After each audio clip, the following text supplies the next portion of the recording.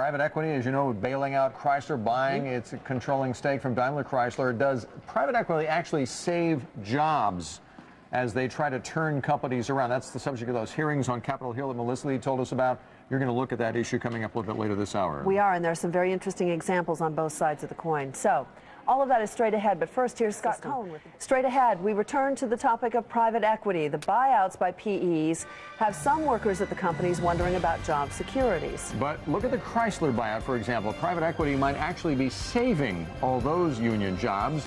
So is private equity actually good for workers? Both sides of that issue coming up after this. Private equity buyouts have workers at Chrysler and many other companies wondering about job security. Some argue that buyout firms are actually saving jobs. Others, though, believe private equity is no friend of big neighbor. MIT professor and labor economist Tom Cohen, restructuring specialist Jim McTevia, and Ken Brown with our partners at the Wall Street Journal all join us to talk about this. Gentlemen, welcome. Pleasure to have you here. Thank you. Jim, let me start with you, Jim, if I could. Do private equity firms in some cases actually save jobs or not? Absolutely. How so? Well, anybody that has the ability to buy time in a company that has serious problems, is in a turnaround, and has the money and the talent to do it, saves jobs. In all of my years of working with companies both in and out of courts as a bankruptcy trustee, I've never seen a company salvaged without the cooperation of labor. And my sense is that Cerberus is looking for that cooperation. Tom, what about that? I think you disagree with that, at least in some cases. Well, the only question is whether Cerberus is in it for the long run. Clearly, they need labor support. Clearly, labor needs to do something to keep the jobs at Chrysler going. The question of the private equity process is, are we building an organization as a going concern that's in it to build cars, to sell cars, to market in that industry, and to preserve jobs over the long run?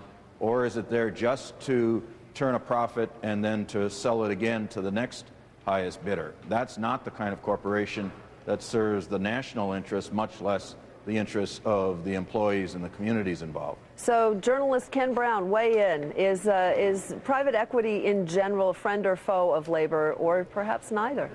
Well, I think it's neither. I think it's not. There's no simple answer. Look, if you buy a company, you're most successful if you run that company well and the company succeeds. And in that case, you won't be cutting workers. You'll be growing the company. What's worrisome a little bit is, this recent trend of quick flips by private equity companies. You're seeing it happening faster. Big payouts, dividends out to the private equity companies, where then they put added leverage onto the company they buy. The other thing is the executives of the companies that get bought tend to get these wonderful windfalls. Their options vest. They get their retirement benefits, all early. And that can't help labor. That's just a shift in company assets from workers to these executives. We should note that Cerberus Capital does have a number of other interests and holdings in the auto sector. So the Chrysler buy, many people say, makes sense within their portfolio. But Jim, what about the points that Ken just made? I think you have to look at the Chrysler acquisition completely separately from an acquisition in any other industry. The domestic automobile industry is just learning how to function globally. It's going to take time. Business problem solving takes time, and it takes money.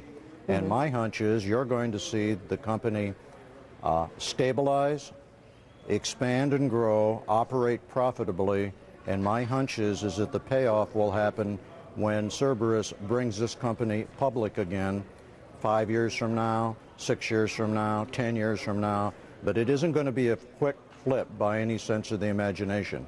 Nobody spends the money that they're willing to spend, and it isn't just the investment to buy the equity. It's the bankrolling. It's not low down payment in easy monthly terms. They paid a lot of money, and they're going to have to continue to pay money to support the company till it can stabilize. Professor, a lot of people, we've talked to a lot of PE people, and we've talked to a number of organized labor people, and you certainly can't put every deal under the same umbrella. But a number of the PE gentlemen and ladies that I talk to say they go in and they keep companies from going out of business. And if those companies had gone out of business, not even just restructuring, they will cease to exist. Those people will have been out of jobs. They make the case that they are kind of a linchpin in a distressed company or a distressed part of the economy. Does that make sense to you or not? Well, it all depends on how the arrangement is structured. If we go into these arrangements like it appears we are with Cerebus, by engaging labor and by building on the strengths of the assets that are there and building a business that is there to last, by engaging employees, by being productive, by creating some joint incentives so that they will share in the growth and the restructuring of the corporation, then clearly private equity plays a very constructive role. It's only in those deals where it's simply a matter of financialization of the market, where the owners of private equity come in, leverage the firm, downsize it, increase cash flow, and then flip it back to the market. That doesn't serve the larger community and the larger economy's interests. It only serves narrow shareholder interests. I don't think that's what's going on in the Chrysler deal, and so I'm encouraged that perhaps the right people are engaged in discussions about how to rebuild this important company. Ken, I'm sorry, Professor, that I interrupted you. We're just running out of time, and I wanted to ask Ken whether or not, given the political climate right now on Capitol Hill, whether or not PE firms might not formally be forced to take a longer-term view with some of these companies, but it might behoove them to do so to take some of the political heat off of them.